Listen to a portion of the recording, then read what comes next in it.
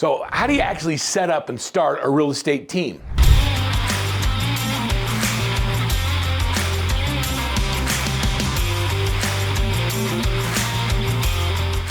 People, when they get busy in business, when they're good at what they do, what happens is they attract more opportunities. And when you attract more opportunities, you get to a place in your life where you have to decide, am I going to say yes to the opportunities and no to the things that matter more in life, like your family, faith, friends, fun, fitness, or food? I use those interchangeably. Well, in real estate, we have options. And one of the options is to create leverage. And leverage comes in a variety of different ways. It can come by setting up a team. It can come by outsourcing your transaction management and processing. It can come by plugging in to broker-provided tools and resources. To me, it doesn't really matter. But if you decide that you want to really create leverage and grow something special, if you want to change from being a real estate agent to being the CEO of a multi-million-dollar company, then you have to understand the power of team. What the power of team means is that you understand what to delegate, who to delegate it to, how to train them, and how to bring them along so that you can actually feel comfortable letting go of some of the tasks that are not money-making activities. So I want to talk today about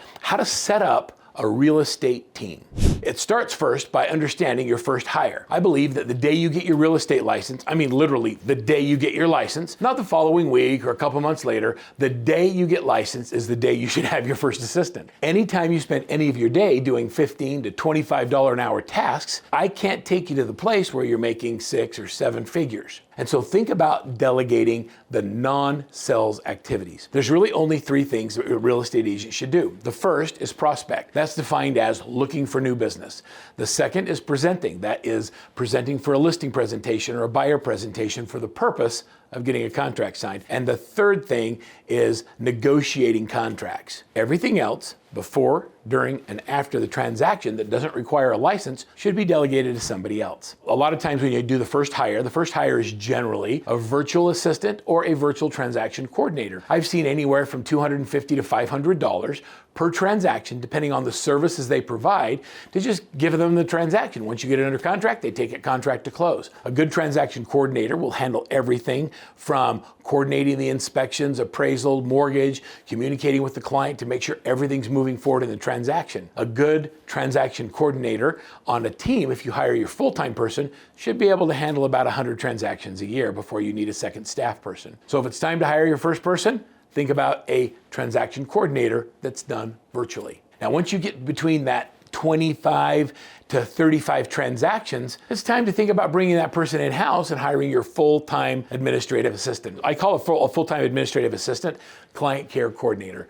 A client care coordinator. The reason we give them that name is because nobody grew up and wanted to be somebody's admin as a child. They all want to do something great with their life, and the title should also recognize what it is they do. They are in charge of the care and feeding of our clients. We want them to take care of everything that has to do with making our clients have an unbelievable experience. We want them to be blown away with the quality of the service they're provided. So client care defines that for me. A good client care coordinator can handle everything before, during, and after the transaction. They should be preparing your comps, getting everything ready, and you teach them how to do that. The next thing you do is they should do all of the during the transaction. That's the coordination, the transaction coordination activities I described before.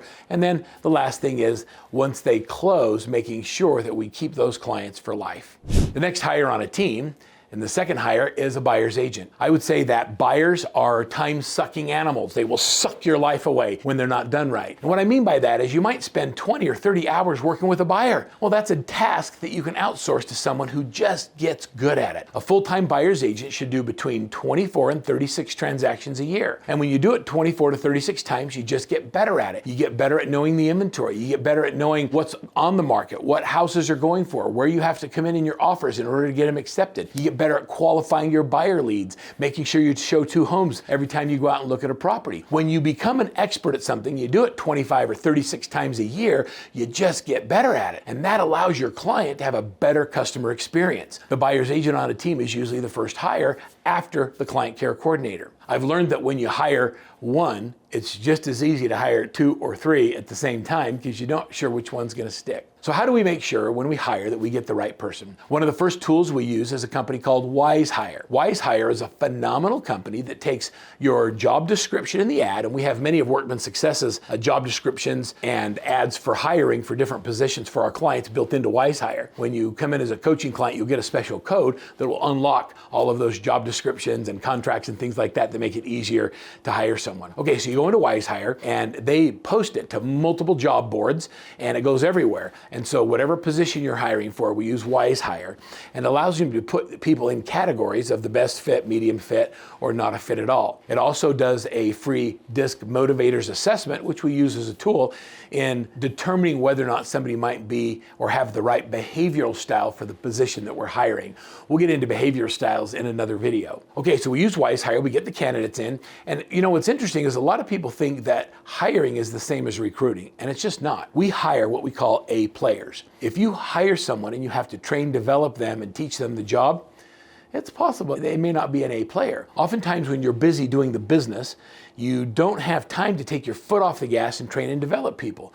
So I've learned that if you pay on the more aggressive side of the scale in your local market, that you'll get higher quality talent, as opposed to trying to be on the cheap side where you're trying to save money. Another big mistake that people make when they hire is they do what's called an opportunity hire. An opportunity hire is, I need someone to fill a position and you have someone that needs a job, and so that's a great opportunity to hire someone. And you end up with a cousin, a relative, a spouse that isn't qualified for the job, they just had the time.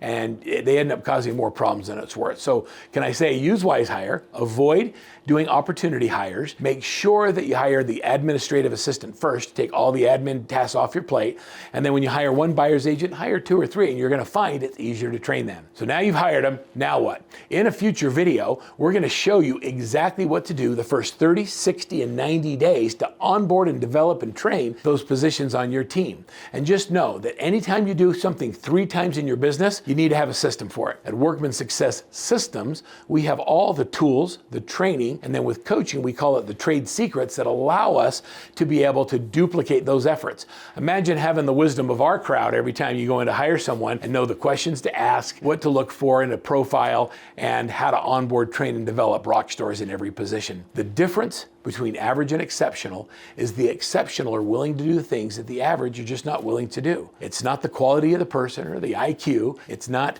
the intelligence, but it's the work ethic and the desire and the drive to do the basic fundamentals. When you get done with this video, I'm going to encourage you to just click on the link at the bottom, and I'm going to give you one of my favorite documents, the 10 things to be on my team. It's 10 things that everybody should sign and agree to before they join the team. On the list of 10 things, it includes what we do at Daily Success Habits, the Daily Huddle, all things that are mentioned in other videos that you can link to right from this one. It shows you exactly what we do when somebody comes onto our team in order to create a culture of productivity. Is it time to start your team? If so, remember, TEAM is team, and there's no I in team. Have a great time and good luck as you create leverage in your business going forward.